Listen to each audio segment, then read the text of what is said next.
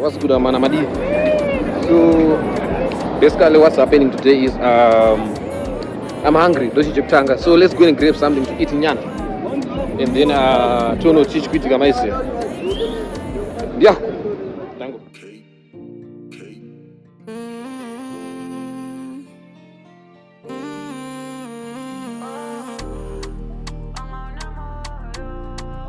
Be my bro.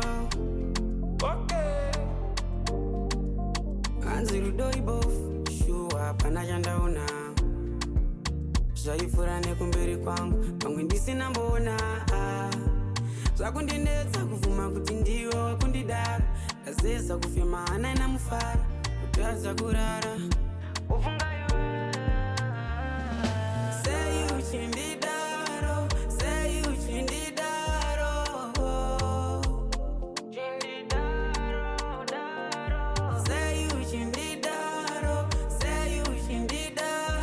What's good, man? Amadi, man. As you can see, I'm talking from the new iPhone.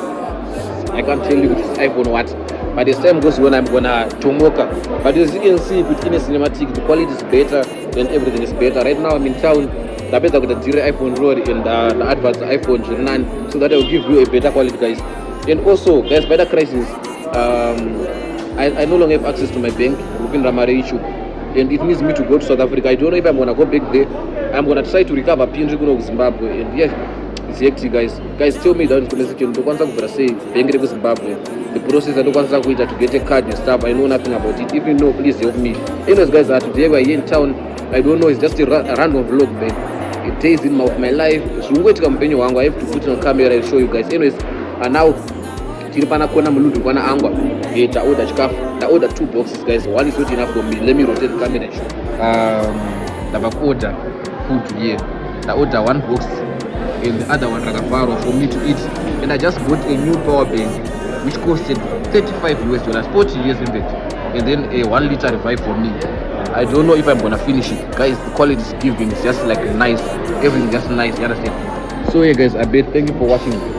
Keep on watching the whole vlog and I'll keep on showing what's happening in my life. Let's go, let's get it.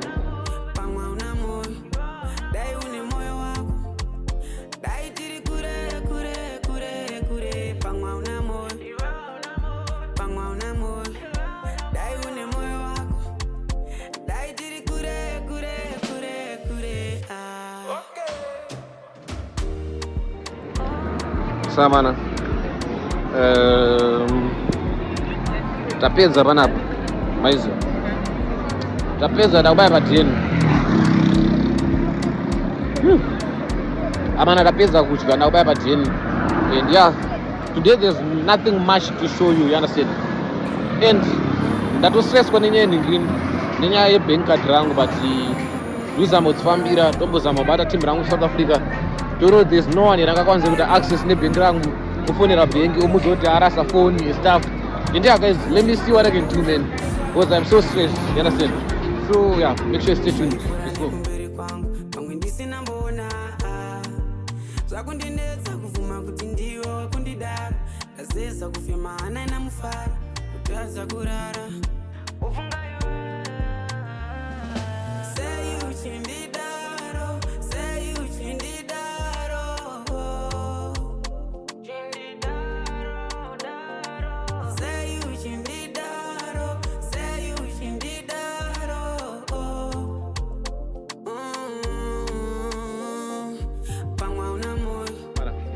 Ndashika umaraini.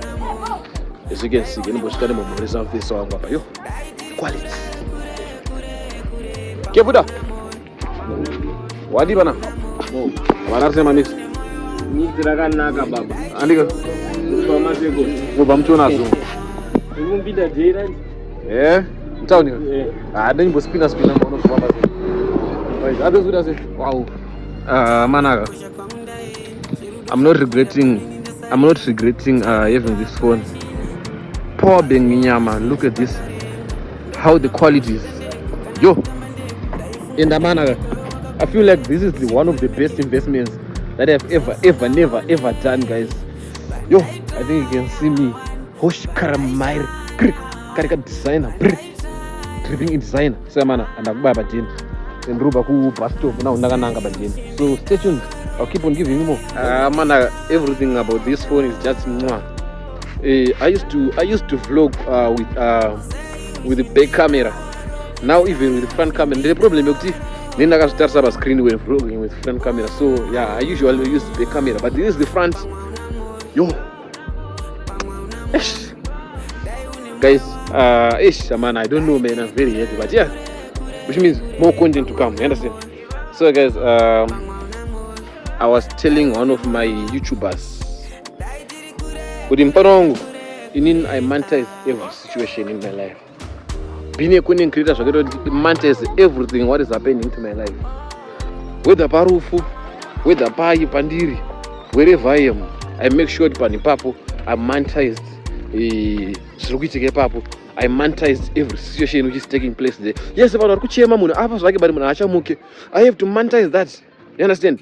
Whether birthday, whether I have to monetize because I've invested time, I've invested Maria Kombi, I've invested in Zakawa, so I have to monetize. You understand? That's how it is to be a content creator. Last time, I have to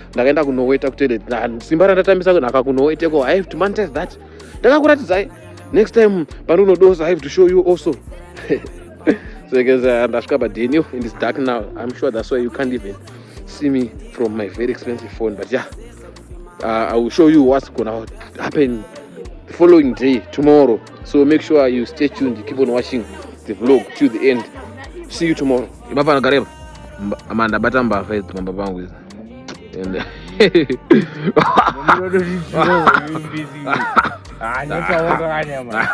Batamba face amana makito yuti. Taita competition yekutora murima bana. Sankomano yati phone yake inokuda yangu.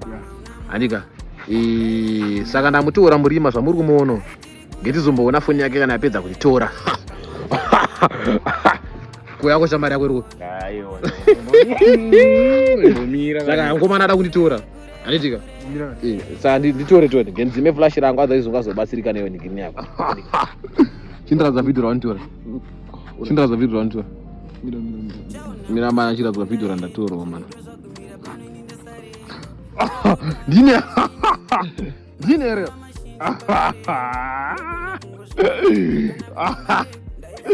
Dinera.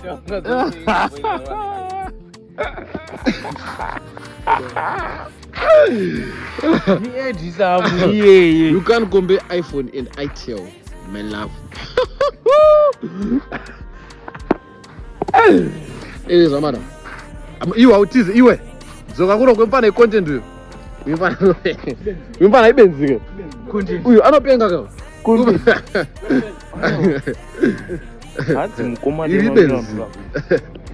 So man, tukubate bashkamshotira mangwana man. You understand? And yeah, that's the end of the vlog today. You will see you tomorrow. I just go for bana beze.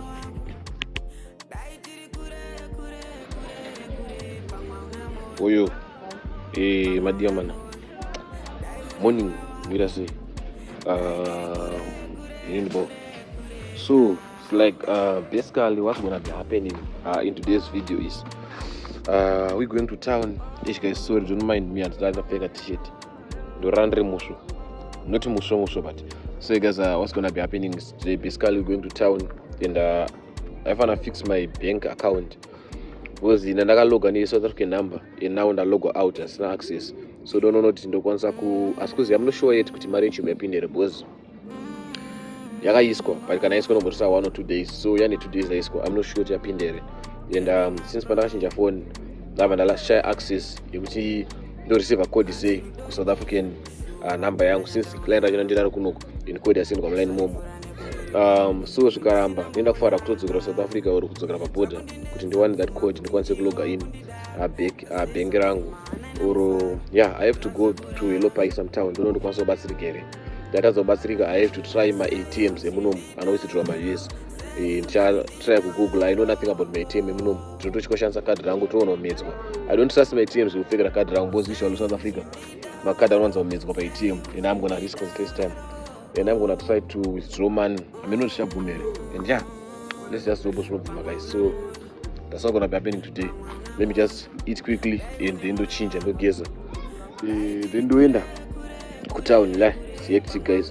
Even WhatsApp yangu, I'm no longer using my old WhatsApp number, +267 here. I'm gonna give you my new number. It's from Zimbabwe. And yeah, make sure it's business. Don't text me with praise. Or it does no, I don't want that. If you're texting me, make sure it's business legit. Go down to text. So, hey, praise, how are you? I'm fine. I'm not gonna do that. Praise, how are you? Guys. Mchakpe number zangu ziwandika. And wada kutaura nyaya dzine business mukati, dzine kupusha content mukati, dzine mari mukati. You text me on that number, right? So yeah, let's get it. Let me eat chimunya changu quickly because yesterday akakwanza kudya ndakaguta ne masausage ndakadya machisi. So yeah, let me just quickly grab chimunya changu and then let's say ndogeza. Let's get it. Bro, morning guys.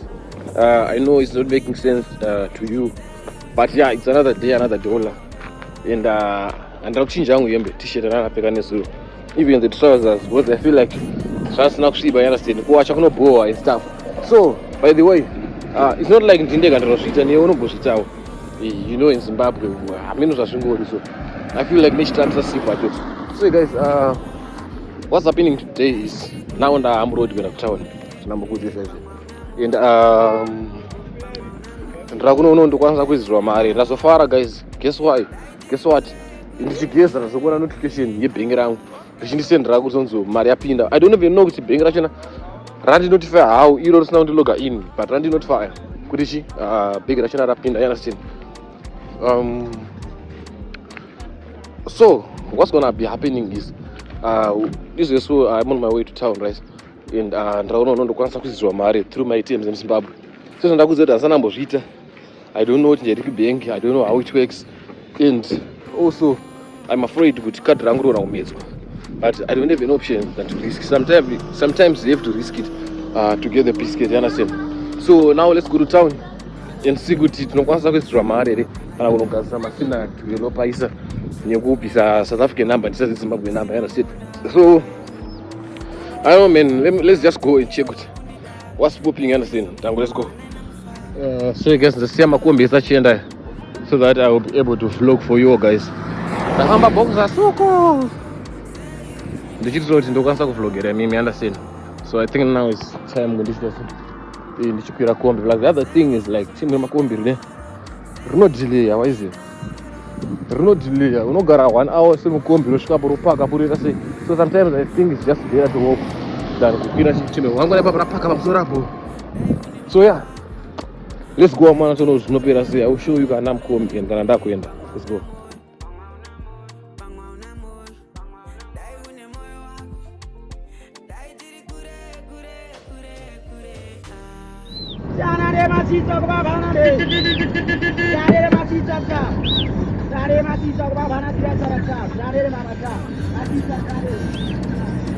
Rapindira tonas. Yo. Rapindira tonas man, I understand. Now don't tag, I don't see. The bank that I was telling. I don't tag a bank that I school there, you understand? And yeah, as you can see, yes, join. So yeah, stay tuned, man. I will keep on telling you. So let's see. Let me look for the bank that track. You understand? So yeah, Zango.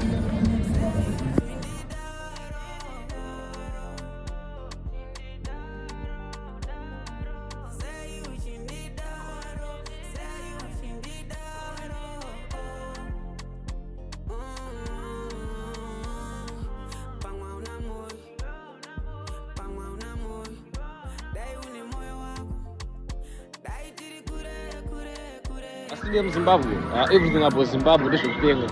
Imagine I end up FBC and then FBC rase yaramba kusamari yangu ndatopedza process and stuff yaramba zvakazanzi bhengi racho nasa available. And then the crazy part is mazori macharges ndabatwa mari $15, $20 macharges. Imagine amana. Yo, that's crazy. $15 paka amount yanaenda kutora amana. Imagine 15 years macharges. In London, South Africa, we got at 20 rand, which is less than even $1, bruh. Somebody said to pay all my charges. Got about $15, $20, $30.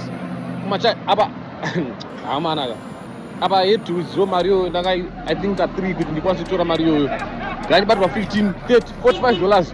Got about $45 my charges. Really great money. Almost 1,000 rands. You're going to over charges to the money.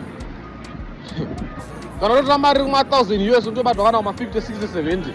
That's crazy. That's crazy for you, man. Zimbabwe should be serious, man. Joe, that's crazy. So can you talk $50 on a matter of $200? Apakashata. Anyways, it's like we're doing the ones that we show and stuff. But yeah, Apakashata. Mawan.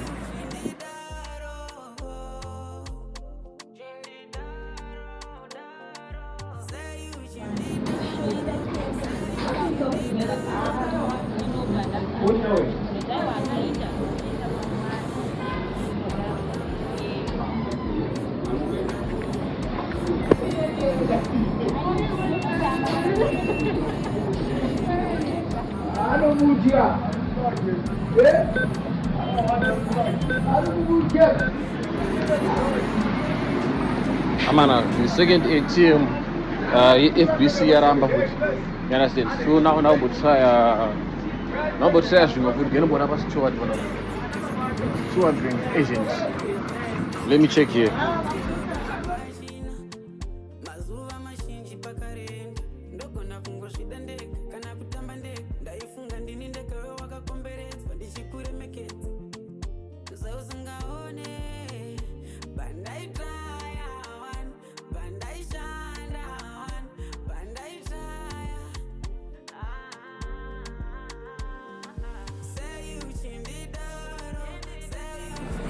Amana, zvaramba futi kana nchibva kai wondo organic ningeshi advertise kwa nema content creators ndakakuta isi organic so amana zvaramba mana ndatsvaga but zvaramba now ndangotry last option yekupesera munonzi muchi ndangotry option yekupesera mandiri kuenda ku First Capital Bank saka ramba First Capital Bank zvinhu zvatongorambo I have to go back to South Africa and see what's popping in. So yeah guys, and I'm not just more yeah. I'm not sure what I'm at by ATM. I'm still popular. So that like so the Jaira says, but I have a shot. I get him monoti to cover in something here, and I will keep on updating you. Let's go. Let's get it. Yeah. I'm gonna open up because the one I look by session open up. So let's see. This is the best thing, I should say.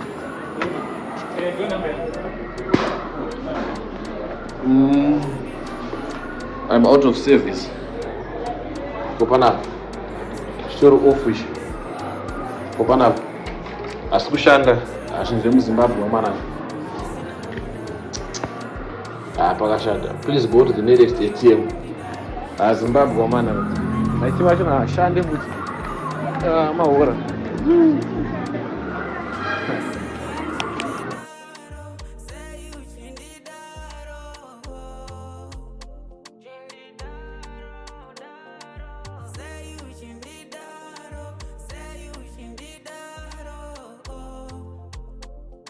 me finish to do what I'm doing here, then yeah. Let's say way forward because Pakashata. Can you get dog? I'm on. Yo. I think I have to try this thing. I have to try this place. Amanaga, Saramba, my personal option. The non-rumba, I'm sure, and I think I'm a sinner. Limbo not do Saga, Moedishi, will see. Robo not Saga, the mirror, big mirror. So, yeah, I'm sure Momo.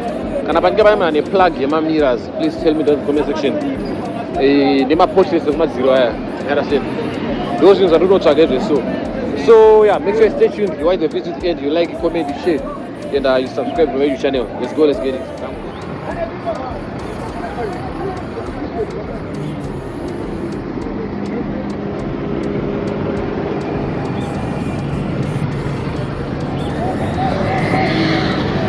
So man,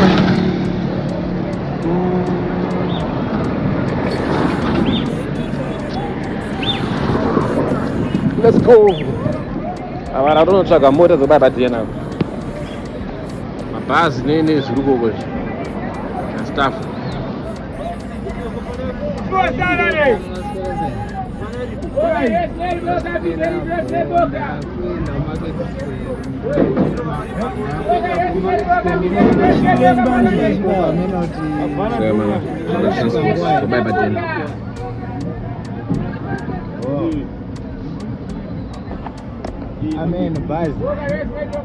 So yeah guys, I bet guys, thank you for watching the video to the end. Make sure you like, you comment, you share, and you subscribe to my YouTube channel for more and more content and understand. Guys, I'm so super tired and also super exhausted. Guys, Zimbabwe, imagine you can't use ATM. The card around now, whether it's South Africa or wherever. Zimbabwe, there's no ATM, no Pamari. Guys, I'm just super stressed and pissed off. Sometimes I just feel like going back to South Africa. But anyways guys, thank you for watching the video to the end. Make sure you like, comment, you share, and you subscribe to my YouTube channel. Road to 10,000 guys. I'm tired and I'm also pissed off. So that anyways guys, watch out for the next vlog. The my updates, my updates, furniture and stuff. I'm tired guys. Anyways guys, peace out.